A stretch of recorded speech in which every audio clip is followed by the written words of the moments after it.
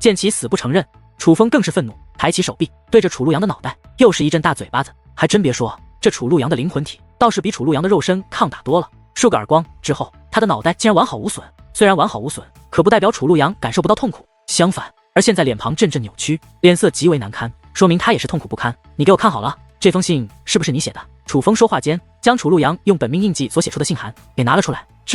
看到这封信函，楚陆阳顿时目光呆滞，有些傻了。显然他也没有料到楚风会拿到这封信函。诬陷，这绝对是诬陷！楚风，你去把那个殷良辰叫来，我要与他当面对质，我要当面问一问他，他为什么要如此冤枉我，为什么要嫁祸于我？但哪怕如此，楚陆阳还是不肯承认，甚至还提出了要与殷良辰对质的要求和对质。而对于楚陆阳此刻的花招，楚风却是冷笑一声，随后说道：“你想与殷良辰对质，这完全可以，只不过你要到地府里面去与他对质了。”什么？你听的此话，楚陆阳的脸色又是一变，变得比先前还要难看，变得比先前还要吃惊。你杀了殷良辰？你竟然杀了殷良辰？楚陆阳很是吃惊地问道。没错，楚风说道。楚风此话一出，楚陆阳当真是目若呆鸡，整个人都傻了。尽管已经猜测到了这个可能，可毕竟只是猜测，但是现在他却确定了。只是这件事情太让他感觉不可思议。如果说楚风连殷良辰都敢杀的话，那么他便绝对没有活路了。你在做什么？快给我住手！然而就在这时，一道满含威严的声音忽然从天际之上压迫而来。与此同时，数位老者从天而降，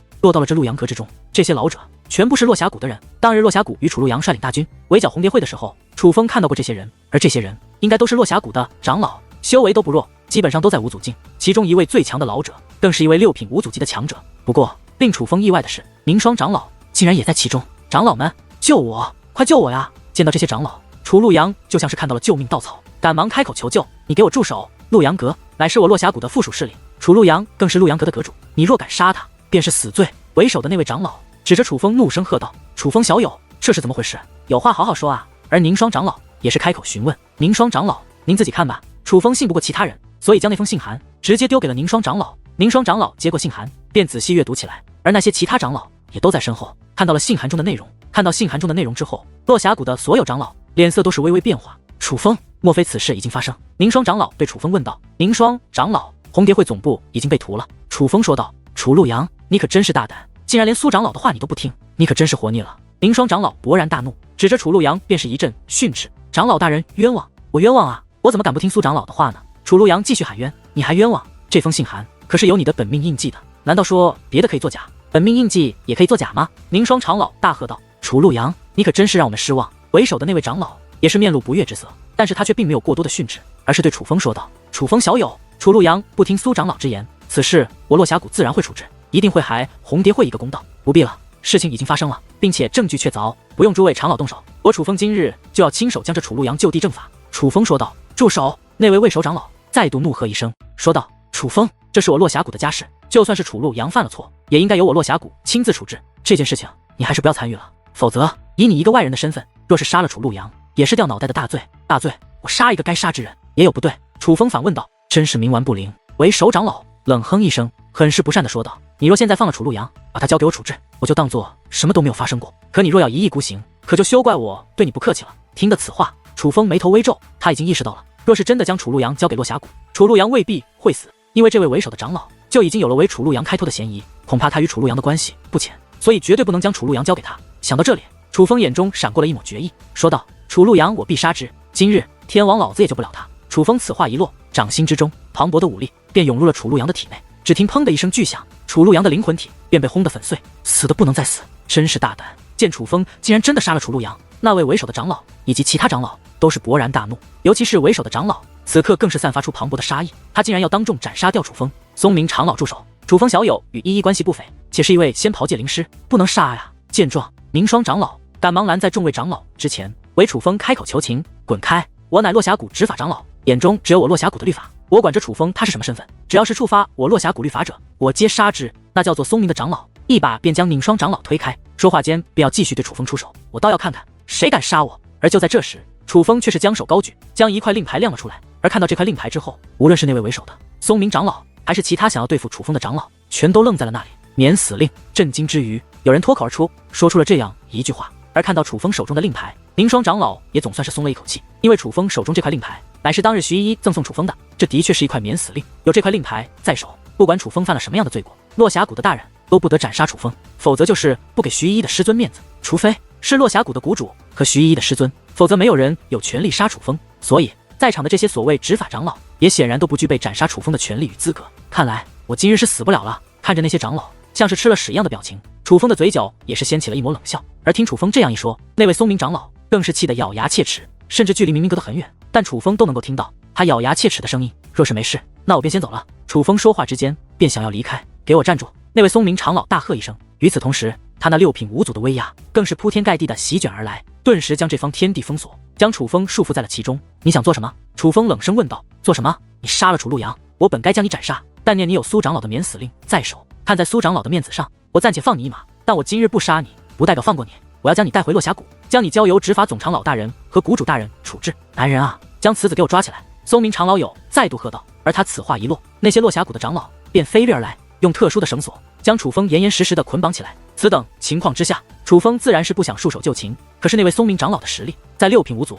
面对这种高手，就算楚风将最后一颗化仙丹服用，将修为提升到了5品五祖，也显然不是他的对手。所以想要逃跑是不可能了。与其无力的挣扎，倒不如随他而去。正好到了落峡谷，楚风也将此事说个明白。如今证据确凿，那楚陆阳本就该死。楚风就不相信落峡谷谷主那般不分是非，会因为楚风杀了一个该死之人而杀掉楚风。之后，楚风便被押往了落峡谷。而在途中，楚风体内化仙丹的药力很快开始消散，转眼间便从4品五祖恢复到了4品半祖的修为。修为恢复正常了吗？虽然不知道你是用什么手段提升的修为，但我最恨你这种用下三滥的手段来提升修为的人。松明长老讽刺地对楚风说道，语气之中尽是唾弃之意。与此同时，其他长老也都向楚风投来了鄙视的目光，但是对于他们的那鄙视的模样，楚风却是视而不见。楚风小友，你听我说，不用回话。而就在这时，一阵暗中传音悄然进入楚风的耳帘，是宁霜长老。楚风，你在云鹤山所做的事情，落峡谷的高层已经知道了。而有一件事，我必须告诉你，李锐的师尊拓跋长老，在我落峡谷内也是非同一般的存在。他乃是执法部的总长老，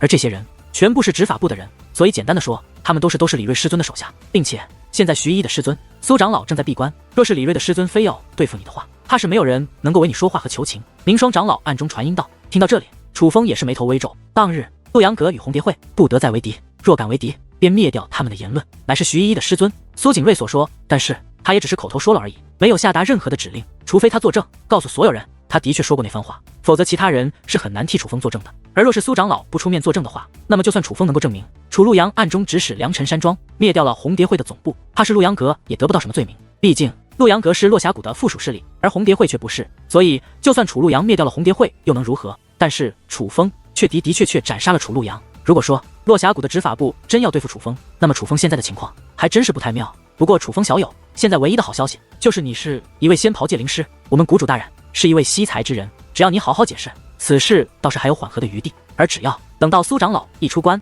他将此事情说清楚，让谷主大人知道他的确说过那些话，所以是陆阳阁不对在先，那你自然就可以无罪释放了。宁霜长老继续说道。听到这里，楚风冲着宁霜长老点了点头。其实他很感激宁霜长老，不仅仅是因为宁霜长老的这番提醒，单单是今日宁霜长老的到场，楚风就很是感激。因为楚风知道，若不是今日有宁霜长老在场，那么落峡谷的这些人是绝对不会放过楚风的。别说楚风将楚风带回落峡谷了，就算楚风手中有免死令牌，他们也绝对会当场将楚风斩杀。所以幸亏今日宁霜长老在，楚风才躲过了一劫，没有惨死在这些执法长老的手中。而经过一番赶路，楚风便被押到了落峡谷。只是令楚风没有想到的是，那位松明长老并没有将此事宣扬出去，不仅没有宣扬，反而以有要事为由，将宁霜长老给请到了执法部。至于楚风，则是被直接带往了落峡谷谷主的府邸。楚风有些不妙啊！敏锐的女王大人察觉到了不妙，我也察觉到了。他们故意将宁霜长老圈禁起来，显然是不想将此事声张，不想让徐一他们知道我被落峡谷的人抓到了这里。他们是想要用雷霆手段，直接将我处死了。楚风说道。那怎么办？女王大人也有些慌了，毕竟现在楚风属于是羊入虎口，要听从他人处置的，倒也没有那么糟。幸亏宁霜长老见证了事情的发生，也知道事情的经过，所以他们还不敢直接将我处死，他们还是要把我带到他们谷主那里，由谷主来将我定罪，这样他们才能摆脱干系。日后见到徐一的师尊，他们也有说辞，也好解释。可是只要我见到落峡谷的谷主，我便有机会说清真相，我便有机会活下去。楚风说道。希望吧，女王大人还是有些不放心。终于，楚风被送到了落峡谷谷主的府邸之外，只不过还未靠近那座府邸，便被一个老者拦了下来。这个老者竟然有着7品五祖的修为，并且看向楚风的目光之中充满了怒意。不用别人说，楚风也能够猜到，此人必然便是那李锐的师尊，这落峡谷的那位执法总长老。拜见总长老大人。果不其然，那些执法长老见到李锐的师尊之后，都是赶忙施礼，而这位李锐的师尊也不理会他的狗腿子们，而是径直地走向楚风。来到楚风近前后，对楚风低声说道：“我知道你怎么想的，你想用你那仙袍界灵师的身份换你一条命，逃过一劫。但是我要告诉你，你实在是太小看我了。我既然敢让你见谷主大人，就有让你必死的准备。谷主大人并不知道你是仙袍界灵师，也不知道苏景睿与陆阳阁以及红蝶会之间的破事，所以等一下，只要我将你斩杀楚陆阳的事情简单的禀告给谷主大人，谷主大人便会让我杀了你。而只要我杀了你，就算苏景睿出关把这个事情说清楚，也是没什么用了。毕竟是谷主大人下令杀你的，而并非是我下令杀的你，所以那个时候我最多被责罚几句，但是你的命却就不回来了。”李锐师尊阴冷地说道：“执法总长老真是好手段啊，难怪能够叫出像李锐那种阴险的弟子。”楚风讽刺地说道：“你找死！”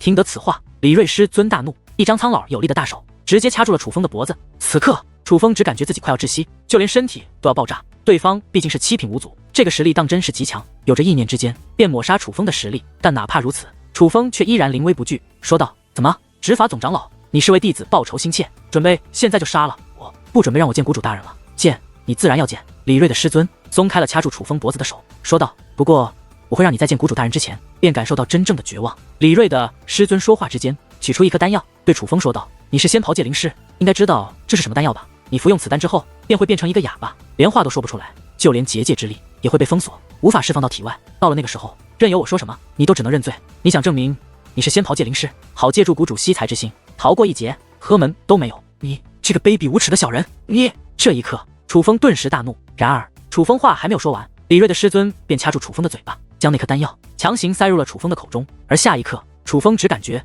一股强大的药力封锁了楚风的喉咙，封锁住了他的身体。这并不是毒药，而是一种以强大的结界之力来封锁人类的丹药。所以，楚风哪怕是百毒不侵之体，可也无法抗拒这颗丹药的力量。楚风真的没办法说话了，并且也没办法将自己的结界之力释放到体外。他已经没有办法证明自己是仙袍界灵师了。此时此刻，楚风满面死灰，而看到这样的楚风，李锐师尊的脸上则是掀起利奥得意的弧度，说道：“你一定没有想到你会死得这么憋屈吧？但就算这样，也难解你杀我弟子的心头之恨。男人啊，把他给我带过去。”李锐的师尊说道。随后，那些执法长老便在李锐师尊的带领下，向谷主府邸的大门挺进。楚风，怎么办？你真的说不了话了？你真的没办法释放结界之力了？而这一刻，女王大人则是慌了。现在落峡谷的谷主什么情况都不了解，既不知道楚风是一位极为罕见的仙袍界灵师，也不知道陆阳阁不得攻击红蝶会的约定。现在楚风又不能说话，无法为自己辩解，而宁霜长老被以特殊手段困在了执法部之中，根本没有人可以为楚风开脱。所以现在的情况是，李锐的师尊怎么说怎么是。楚风真的是要大难临头，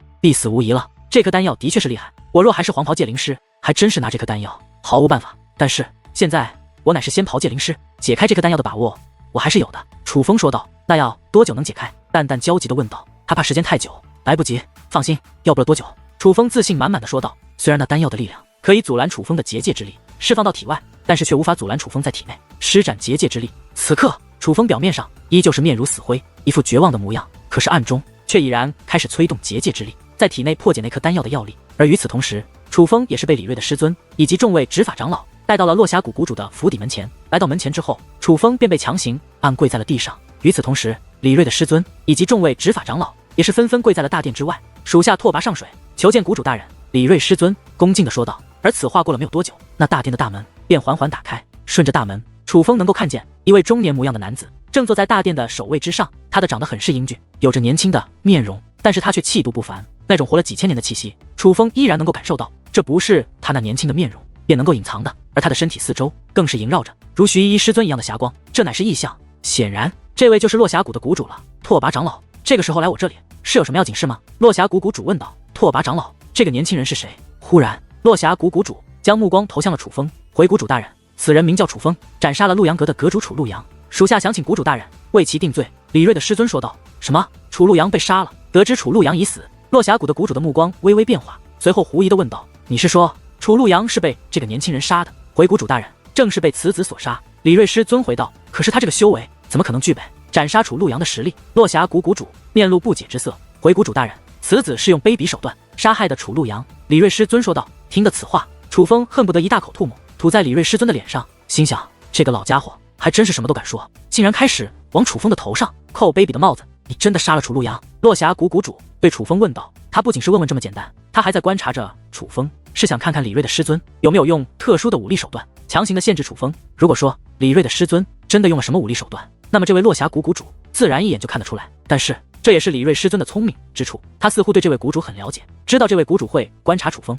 看他是否束缚了楚风，所以他才没有用武力手段压制楚风，而是费尽心思的给楚风服用了那颗丹药。至于这结果，自然也如李锐师尊预想的一样，这位谷主并未看穿那丹药的存在。我再问你，你是否杀了楚陆阳？落霞谷谷主再度问道。见状，李锐的师尊便想开口落实楚风的罪名，可令他没有想到的是，楚风竟然点了点头，认罪了。见楚风居然点头，李锐师尊也颇感意外。本来他觉得楚风就算无法说话，也不会认罪的，但是现在楚风偏偏认罪了，这让李锐的师尊实在有些想不通，楚风到底是在卖什么关子？楚陆阳好歹也是楚氏天族的人，投靠在我落霞谷门下，必须得有一个说法。见楚风点头，落霞谷谷主才说道：“所以属下想请谷主大人为他定罪。”李锐师尊请求道：“这还用我定吗？按照我落霞谷的律法，胆敢杀我落霞谷者，一律当。”落霞谷谷主此话还没有说完，一位年迈的老太太急匆匆的自殿内深处跑了出来，说道：“谷主大人，不好了，燕大人的病又犯了，我娘亲的病又犯了。”听得此话，落霞谷谷主紧张的赶忙站起身来，先前还风轻云淡的他，此刻的脸上竟露出了难以掩饰的慌乱之色。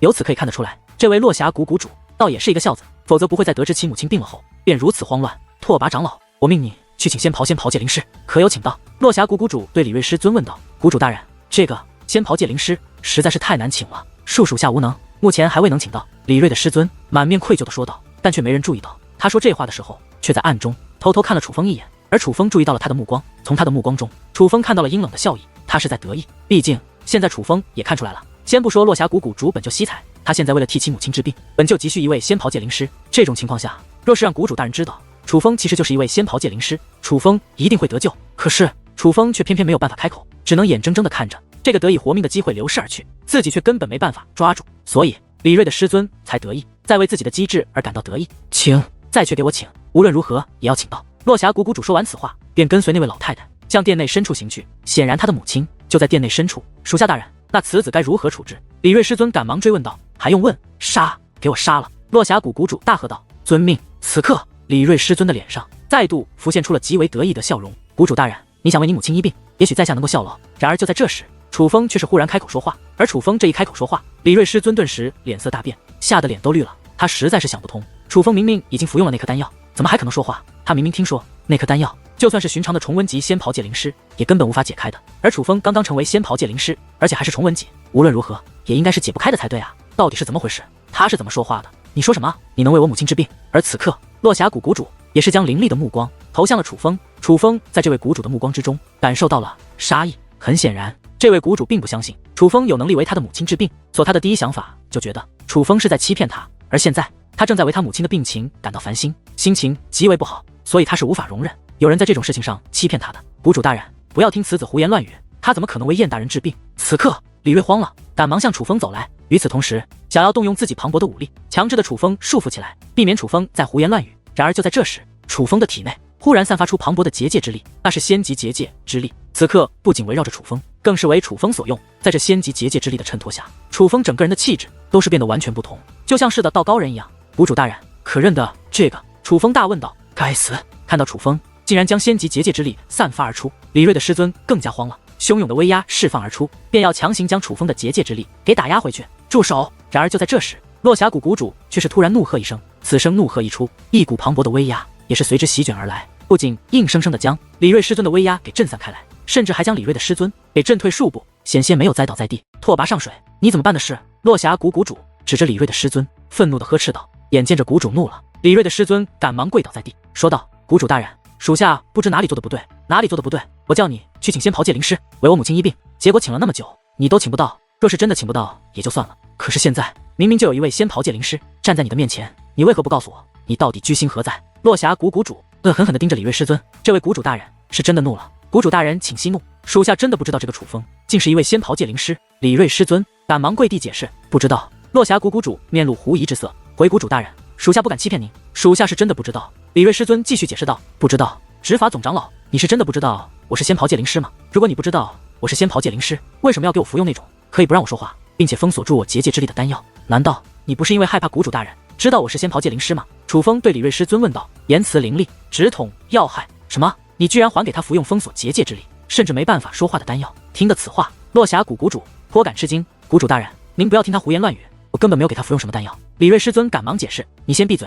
落霞谷谷主冷声呵斥道。而李瑞师尊也的确不敢再做狡辩，而是老老实实的跪在地上。见状，落霞谷谷主才看向楚风，问道：“你是叫楚风？”“是。”楚风回道：“楚风，你若是有冤屈，我等下必然会还你一个公道。但是现在我有一个不情之请。”落霞谷谷主说道：“是要我为您的母亲大人医病是吗？”楚风问道：“你可愿意？”落霞谷谷主问道：“请谷主大人带路。”楚风说道：“好，请随我来。”见楚风应下，落霞谷谷主的脸上才浮现出一抹放松的笑意。但是在为楚风带路之前，他却又用那严厉的目光看着李瑞师尊说道：“拓跋长老，你先在这里等我，我没回来之前，你不许离开。”属下遵命。李瑞师尊恭敬地回道。此刻的他早已没有了先前的得意，而是满面的紧张与不安。而在谷主的带路下，楚风来到了谷主府邸的深处，进入了一个整洁的寝殿之中。这座寝殿不是很大，装饰也很简单，并没有所谓的富丽堂皇，但却很是干净，看着很是舒服。刚进入这座寝殿，楚风便听到了一位老者痛苦的声音，那是一位女子，她已年迈，老到全身都是皱纹与斑点，就连发丝都快掉光了，牙齿都掉没了。而她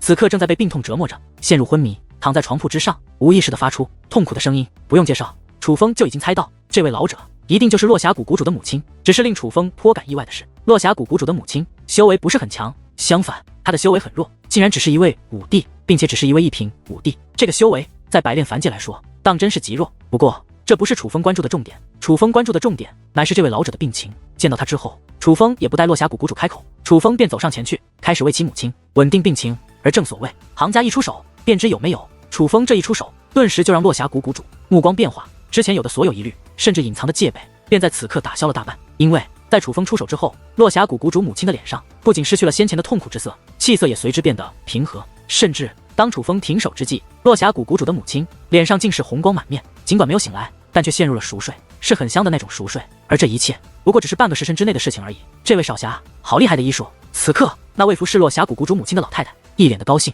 忍不住夸赞起楚风。楚风，别的事情不谈，只说你为我母亲医治病情这件事，我百修竹万分感谢。落霞谷谷主竟也向楚风抱拳施礼，像他这样高高在上的人物，几乎是很少会对人施以这样的礼节，就更别说楚风是一个阶下囚的身份了。可是他偏偏这样做了，由此可以看出，他对他的母亲当真是非常的重视。谷主大人言重了，楚风只是做力所能及之事而已。楚风说道。楚风，我就开门见山的直说了，我母亲的病你可能治愈？落霞谷谷主问道。谷主大人母亲的病的确很危险，但是若要治愈，倒也没有那么难，并非是绝症。其实就算是龙纹级黄袍界灵师，只要医治的手段精湛，且在专心医治，也是可以治愈的。楚风说道。真的吗？可是我之前请过很多龙纹级黄袍界灵师，他们却都说此病唯有仙袍界灵师可以医治。落霞谷谷主说道。可能是他们不敢治，怕失败吧。不过谷主大人放心，您母亲的病我可以治愈，而且不用以后，现在就可以。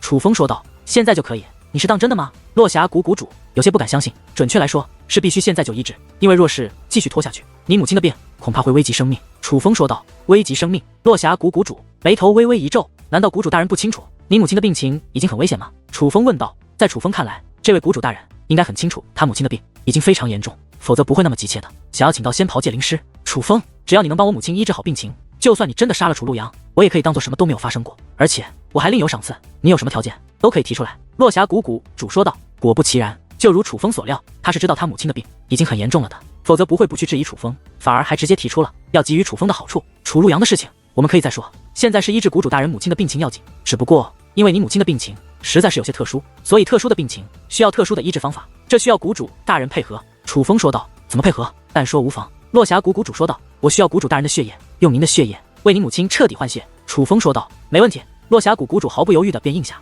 谷主大人先别急着答应。楚风微微一笑，继续说道。除了您的血，我还需要谷主大人的本源，用您的本源来洗刷您母亲的本源。楚风说道。这怎么行？本源乃是人之根本，若是擅动，不仅会动了根基，搞不好还会损伤性命。听得楚风此话，还不待谷主开口，那位老太太便是神色大变。动得不好，的确会出现您所说的状况，但若是动得好，最多会让身体受损，但这种受损只要休息一段时日，再用一些珍品是可以补回来的，并不会影响以后。楚风说道。这位少侠你也说了，是动得好，但若动得不好，的确会影响修为，甚至损伤性命的。那位老太太仍然很不放心地说道。必须这样吗？不过相比于那位服侍其母亲的老太太，落霞谷谷主倒是显得颇为淡定。这是医治您母亲病情的唯一方法，正是因为这个方法对界灵师的要求极高，所以寻常的黄袍界灵师才不敢做，才说他们做不了。楚风说道。那请问你有多少把握？落霞谷谷主问道。我有100%的把握。楚风说道。楚风，不是我信不过你，只是此事不仅关乎我个人安危，还关乎我落霞谷安危。若是我并非落霞谷谷主，定然会听你安排，绝我怨言。毕竟你是在为我母亲治病，可我既为落霞谷谷主，就要为落霞谷的所有人负责，也要为自己负责。落霞谷谷主的话还没有说完，楚风便抢着说道。谷主大人，是想我楚风立下军令状？你果然是聪明人，不知道可否？落霞谷谷主问道。想必是他自己也有些不好意思，所以说话的语气竟很没底气，竟然有着几分请求之意。而这个所谓的军令状，其实很简单，既然楚风说他有100%的把握成功，那么等下取其本源之际就不能出现差池。若是出现差池，那么这位落霞谷谷主绝对不会放过楚风。可毕竟是他求楚风为他母亲治病，但是现在却还要楚风立下军令状，他自然也有些不好意思的。但是在楚风看来，这位落霞谷的谷主其实为人还算不错。楚风现在毕竟是阶下囚的身份，他不信任楚风本就正常，更何况是动其本源这种大事。其次，这位谷主大人大可以什么都不说，先与楚风做烂好人。可是若真的发现楚风行为不轨，又或是真的伤到了他的本源，那个时候他再立刻翻脸都是来得及的。毕竟那样一来，若是成了，楚风心里不会有忌讳；若是不成，他也能够及时收拾楚风，进退更为容易。可是这位谷主却偏偏没有来虚伪那套，而是直接与楚风说明。对于这点，楚风还是颇为欣赏的，至少他很诚恳。好，看不出来你年纪轻轻竟是如此爽快之人。既然如此，那我们现在便开始吧。见楚风爽快应下，落霞谷谷主对楚风的印象不免又好了几分。随后楚风便开始布置阵法，抽取落霞谷谷主的血，这是很简单的事情，片刻功夫便做完了。在之后，楚风便开始布置抽取本源的阵法，而这座阵法楚风布置得很是精心，毕竟这种事情若是失败，的确是后果严重。而当阵法布置完毕，当楚风准备抽取落霞谷谷主本源的时候，却说道：“谷主大人，会很痛，而这种痛我没有办法帮你缓解，要稍作忍耐。”没关系，来吧。落霞谷谷主面色不改，连眼睛都不眨一下。而楚风也不再废话，阵法已经运转，便开始专心抽取落霞谷谷主的本源。当楚风开始之后，落霞谷谷主这位修武高手，这位铁铮铮的男儿，竟也是面色一变，随之脸庞变得也扭曲起来。痛，自然很痛。如果说灵魂是人之根本，那么本源便是灵魂的根本，没有本源，连灵魂都凝聚不成。而现在楚风在动其根本，那份疼痛当真是寻常人所难忍受的。这位落霞谷谷主只是面容失色，但却并没有放声喊叫，就已经说明他的忍耐力极强。至于楚风，也的确说到做到，不仅在不伤及落霞谷谷主根基的情况下，将一小部分本源取出，更是成功的为其母亲将体内的疾病给彻底根除。那位老太太是位黄袍界灵师，当楚风说已经治愈之后，他便赶忙前去观察。而一番仔仔细细、反反复复的观察之后，这个老太太顿时喜出望外，惊呼道：“除了，真的除了！少侠不愧是仙袍界灵师，他真的将燕大人的病给根除了。”见状，这位落霞谷谷主也是面露喜色，竟对楚风施以大礼：“多谢楚风小友为我母亲治病。楚风小友结界之术高超，而我先前却心存怀疑，实在是我不对，在这里向楚风小友道个歉，望楚风小友不要介意才是。”这一礼不仅是对楚风的感谢，还有深深的歉意。谷主大人言重了，我们并不熟，而且还是戴罪之身，这种情况下我要动你本源，谷主大人有所防范也是情理之中。楚风一脸无所谓的说道，并且也不是说说，他是真的没往心里去。想不到你如此年纪便有如此豁达的心胸，看来拓跋长老这次的确是冤枉了你。落霞谷谷主看向楚风的目光中涌现出欣赏之色，只是我不明白，你既然是冤枉的，为何之前还要承认是你杀了楚陆阳呢？落霞谷谷主问道。因为我的确杀了楚陆阳，楚风说道。听得此话，落霞谷谷主目光微微变化，随后问道：“楚风小友，这究竟是怎么一回事？你可否细细说来？就算谷主不问，这件事情我也必须要与谷主大人说清楚。”之后，楚风便将事情的全部经过一五一十、仔仔细细的告诉了落霞谷谷主。而得知此事之后，落霞谷谷主的神色也是变得异常凝重。楚风小友，请你在此稍等片刻。落霞谷谷主说完此话便离开了。而当他回来的时候，身边多出了2个人，此人乃是宁霜长老还有徐依依。看他们3人各不相同的神色，楚风知道他们一定已经知道了事情的经过。楚风，你没事吧？见到楚风，徐依依关切地问道。别担心，我这不好好的吗？楚风笑着说道。谷主大人，拓跋长老他身为执法部的执法总长老，竟然为了自己的私仇而知法犯法，故意隐瞒真相，甚至还用强行给楚风服毒，这种种作为简直令人发指。弟子恳请谷主大人一定要按照我落峡谷的刑法给予拓跋长老严惩。徐依依跪在地上说道。谷主大人，拓跋长老为了对付楚风小友，故意将我困起来，此等行为的确很是恶劣，还望谷主大人能够还给楚风小友一个公道。宁霜长老也是说道。你们放心，我一定会给予楚风小友一个公道。此刻落峡谷谷主虽然面色平静，可是眼中的怒意却是如波涛巨浪一般汹涌。随后落峡谷谷主便带着楚风、徐依依以及宁霜长老再度来到了李瑞师尊以及执法长老们所跪在的府邸大门之前。因为落峡谷谷主是从侧门出去找到的宁霜长老以及徐依依，所以李瑞师尊他们事先并不知情，这也便导致当他们看到徐依依以及宁霜长老后，那些执法长老们顿时面如死灰，觉得大祸临头了。但是李瑞的师尊却是显得较为平和，至少没有表现出太多的心虚。由此可以看出，这位的确是一个老谋深算之辈。拓跋总长老，枉你为执法部的总长老，我之前一直那般敬仰您、尊敬您，可我真是想不到，为了一己私仇，你竟然颠倒是非黑白，要置楚风于死地。徐依依愤怒地指责道。徐依依，你身为弟子，竟敢这般与执法长老说话，你眼中可还有尊卑之分？然而面对徐依依的指责，李锐的师尊竟然是勃然大怒，反而指责起徐依依来。拓跋长老，你还要装傻吗？落霞谷谷主冷声问道。回谷主大人，属下愚钝，不明白属下哪里做的不对。李锐师尊一脸不解地说道。你有意隐瞒楚风小友是仙袍界灵师的事情，我先不追究于你。你用特殊手段封住楚风小友的口，让楚风小友无法说话，无法释放结界之力，我也先不追究于你。可是你明知道那楚陆阳是忤逆了苏景睿长老的话在先，是死有余辜，你居然还带着楚风小友来这里，让我赐他一死，这一点我便绝对不能纵容你。落霞谷谷主很是愤怒地说道。什么？楚陆阳忤逆了苏长老的话在先是什么话？苏长老对楚陆阳说过什么吗？到底是怎么回事？谷主大人，属下不清楚啊。李锐师尊一脸不解地说道。不清楚？你怎么可能不清楚？当日我师尊警告楚陆阳的时候，你的这几位手下就在场，难道他们会不告诉你？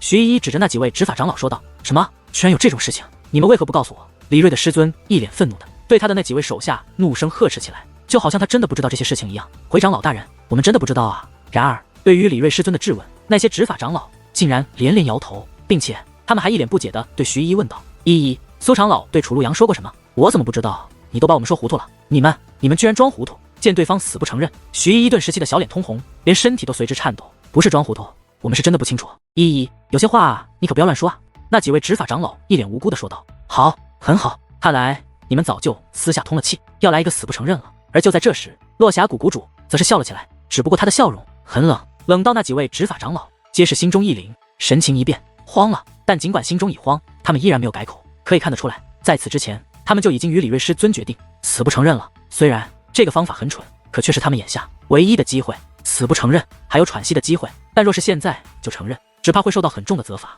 李锐的师尊可能不会死，毕竟他位高权重，是落霞谷不可缺少的人才。可是那些执法长老就未必了，所以他们才敢当着落霞谷谷主的面装作什么都不知道。这不是胆大妄为，而是争取活下去的机会。回谷主大人，我等不敢欺瞒谷主大人，我们是真的不知道苏长老他与楚陆阳说过什么。那几位执法长老一同叩头说道。你们应该知道，欺骗我可是死罪。不过我决定给你们一次机会，所以我再问你们一次。当日苏景睿长老告诉楚陆阳，陆阳阁日后不许攻打红蝶会，若是敢攻打，他便要楚陆阳性命的时候，你们到底听没听到？落霞谷谷主问道。回谷主大人，我们是真的没有听到。那几位执法长老颤抖着说道。他们怕，是真的怕，可是哪怕心里很怕，他们却依然咬定了不知道那件事，因为现在的他们已经没有回头路了。谷主大人，我们执法部一直以来都是对落霞谷忠心耿耿的，何时欺瞒过您啊？依依，宁霜，不知道你二人收了这楚风什么好处，竟然要这样冤枉我和我的属下。就在这时，李锐师尊一脸愤怒地说道。这个老家伙不仅强行狡辩不说，竟然还反咬一口。你居然说是我们冤枉你！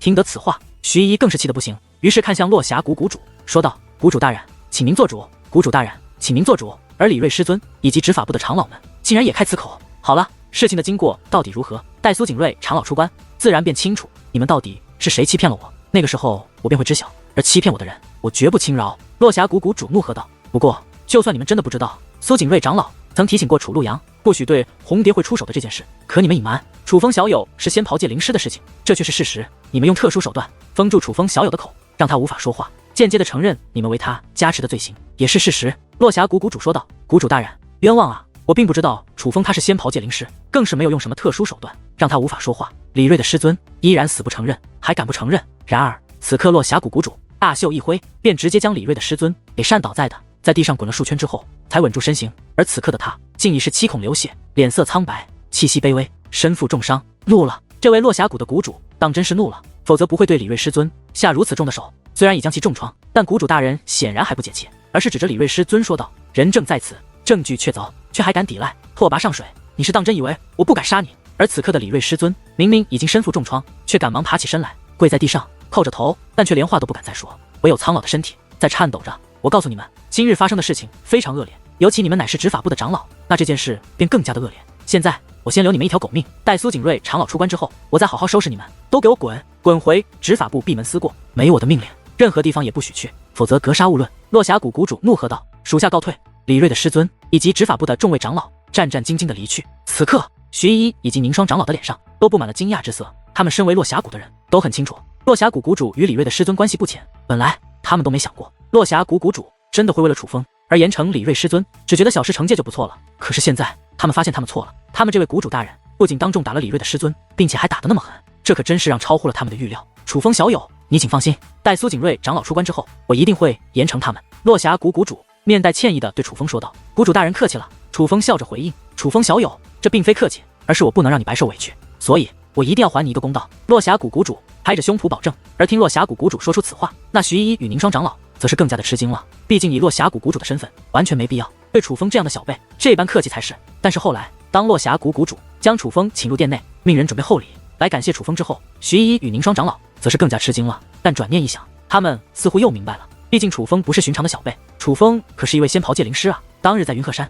他们可是亲眼目睹了三剑真人以及口袋大师那些一等势力的大人物去邀请楚风的一幕。仙袍界灵师果然非同小可，这是此时此刻徐依依与宁霜长老心中最大的感慨。楚风小友，我想邀请你做我落峡谷的客卿长老，不知小友可是愿意？忽然，落峡谷谷主说道。落峡谷谷主此话一出，最高兴的莫过于徐依依。虽然他没有说话，可却一个劲的冲着楚风是使眼色，让楚风赶忙应下。身为落峡谷的人，他知道现在的落峡谷没有一个人能成为客卿长老，不是不想邀请，而是没有合适的人。因为落峡谷的客卿长老身份是相当尊贵的，是极其有地位的，没有一定的实力，落峡谷是根本不会邀请他做落峡谷的客卿长老的。多谢谷主大人好意，只是我楚风真的不打算加入任何势力。楚风略带歉意的说道。听得此话，莫说徐依依，就连宁霜长老也是一愣，没想到楚风居然拒绝了。楚风小友，我们落峡谷的客卿长老其实只是一个挂名的身份而已，不会束缚你。落峡谷谷主笑着说道。其实他的意思很明显，就是楚风若想往高处走，也是完全可以的。这个挂名的身份不影响楚风日后加入其他势力。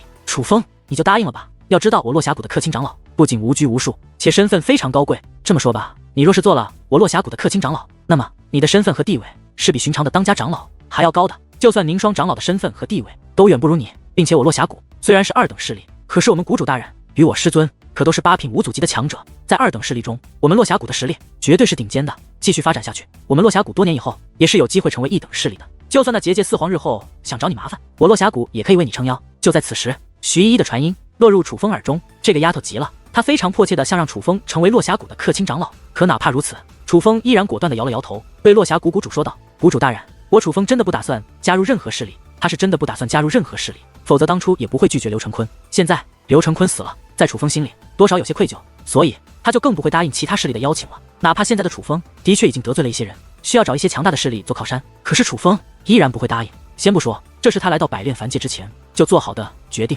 最关键的是他若是现在答应加入其他势力，那么便真的对不起刘成坤了。没关系，若是楚风小友日后想加入我落峡谷，我落峡谷的大门随时为你敞开。落峡谷谷主并未勉强楚风，只是楚风小友，我有一事相求，不知可否愿意帮忙。落峡谷谷主说道。谷主大人，依依与苏景睿长老对我楚风有救命之恩，而当日在云鹤山，宁霜长老也帮过我楚风的忙。我虽不是落峡谷的人，可与落峡谷却早已有了一些缘分，所以谷主大人，您有事但说无妨，只要楚风力所能及之内，我楚风一定帮忙。楚风说道。既然如此，那我便直说了，我落峡谷当年其实只是一个小门小派，在3等势力中也只是一个小角色罢了，甚至曾一度濒临灭门的状态。你可知道为何我落峡谷会有今日吗？落峡谷谷主问道。还请谷主大人告知。楚风说道。而此刻落峡谷谷主则是微微一笑，说道：这件事还要从5万多年前说起。那个时候，我们落峡谷的开山祖师还是一个孩子，而就是那个时候，百炼凡界出现了一位绝顶强者。此人自称远古战族之人，手持一杆银枪，身穿一袭银甲，挑战5支圣土诸多势力，竟无一败绩。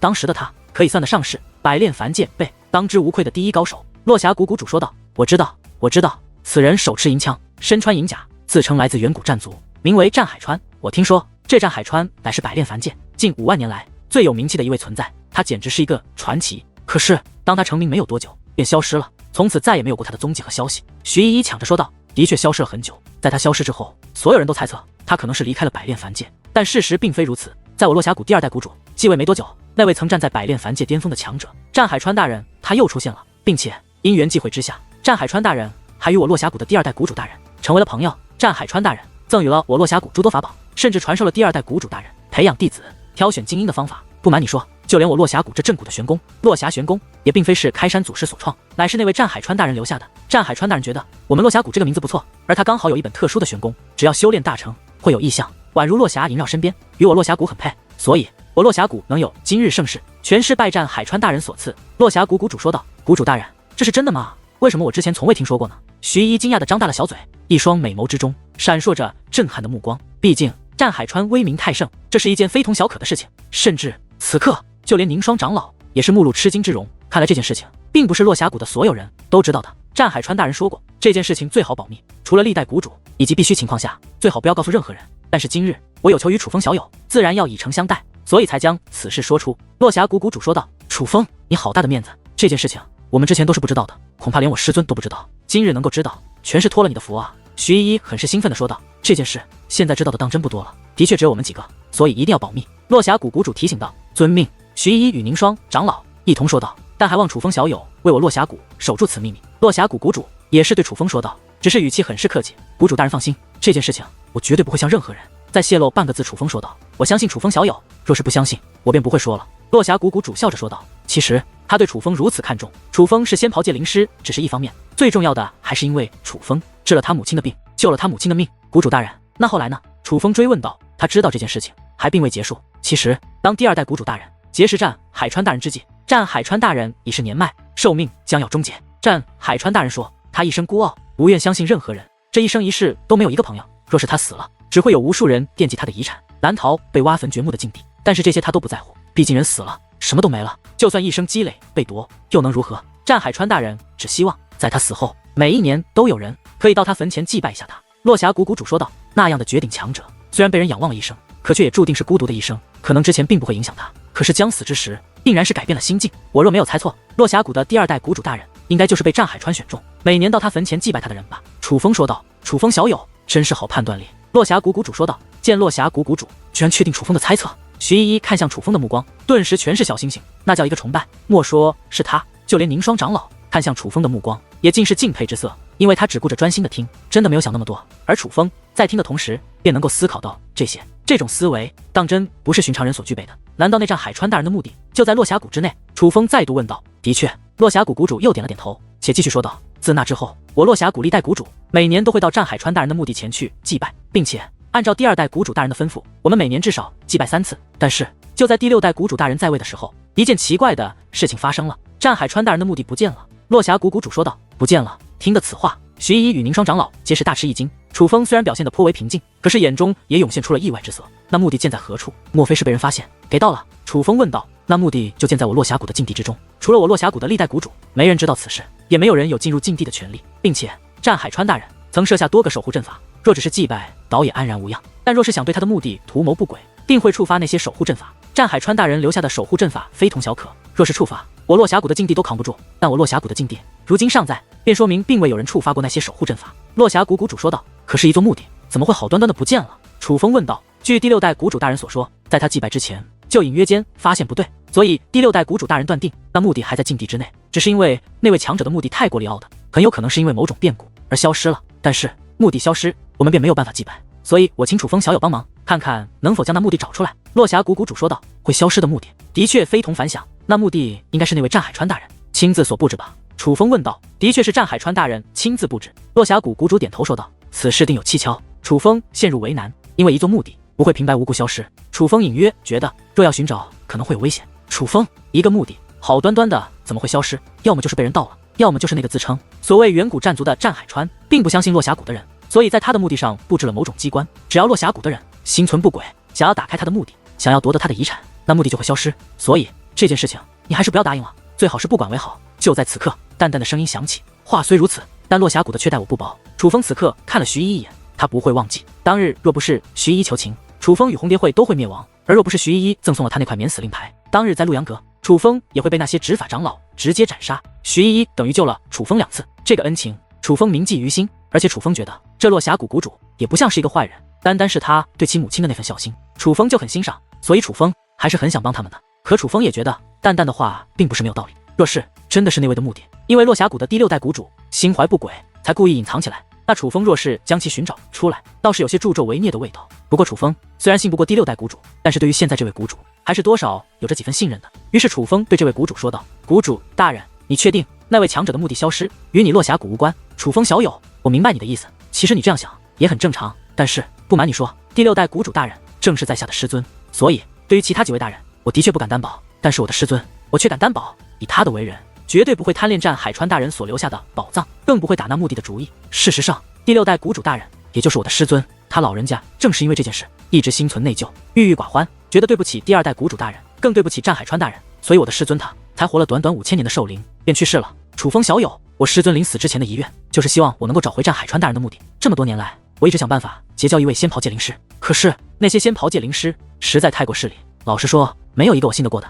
但是楚风小友你不同，虽然你我相识如此之短，但我看得出来你的人品极佳，否则你也不会为了红蝶会的那些人而去冒险与杀了楚陆阳。毕竟不管怎么说，楚陆阳流淌的可都是楚氏天族的血脉，所以楚风小友，如果可以，我真的希望你能够帮帮我。只要你肯帮我，无论成功与否，我都会再有重谢。落霞谷谷主满面诚意地对楚风说道：“那等强者布置的阵法，定然非寻常阵法。那等强者亲自布置的目的，更非寻常目的。楚风并无把握，但愿意一试。”楚风说道：“楚风小友，这么说来，你是答应了？”此刻，落霞谷谷主面露喜色，楚风笑着点了点头，那便劳烦楚风小友了。确定楚风答应，落霞谷谷主顿时大喜，竟笑得合不拢嘴。此事决定之后，楚风先在落霞谷休息了1日，享受了一下贵宾之礼。而次日清晨，楚风便被落霞谷谷主带到了那落霞谷的禁地之中。楚风小友，这是那墓地之前所在的位置。落霞谷谷主将一张地图递给了楚风。谷主大人，你不与我一同进去？楚风问道。其实我很想与楚风小友一同进去，但是拓跋上水他毕竟犯了错，我要看着他才行。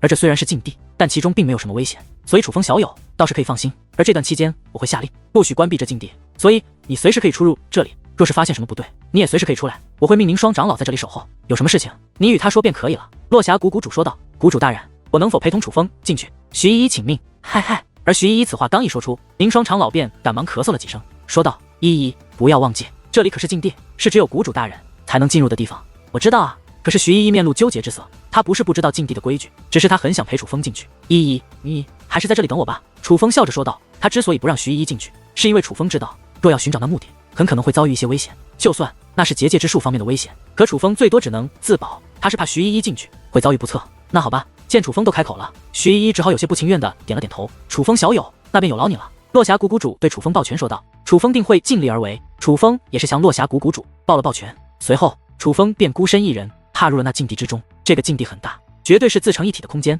说其是一个小世界也不为过。并且这里风景如画，不仅有青山绿水，且遍地都是浓密的植被，蝴蝶在花间盘旋，鸟儿在林中歌唱，偶然间还会从草丛跳出一只小兔子，远处会有看到梅花鹿的影子。像这样的小动物，楚风已经很久没有见过了。因为随着楚风的实力变强，哪怕到了野外，他能看到的也只有凶猛的妖兽以及嗜血的凶兽，而如同这样可爱的小动物，在那种环境下根本就没有生存的余地，早就灭绝了。楚风，让本女王出去。忽然淡淡的声音在楚风耳边响起：“女王大人，难得主动要求出来。”楚风自然不敢犹豫，赶忙张开结界大门，而很快的一道美丽胜过仙子的倩影便自结界大门踏出。这位自然便是女王大人。此刻的女王大人，一双小手背在腰间，闭上双眼，深深的呼吸了几口，而只是这几口呼吸，竟然引得不远处的蝴蝶翩翩而来，围绕着女王大人盘旋起来。这样一幕不由得吸引了楚风，但是楚风的目光却更多的停留在女王大人的脸颊之上，看着那微微颤动的长睫毛，楚风的心中竟有着一种说不出的滋味。总之，那是一种很美好的感觉。这哪里是什么禁地，简直就是一个世外桃源嘛！淡淡睁开双眼后，甜甜的笑道：“这里之所以被列为禁地，正是因为那位的目的葬于此处。不过看样子，我的女王大人似乎很喜欢这个地方。”楚风看着淡淡说道。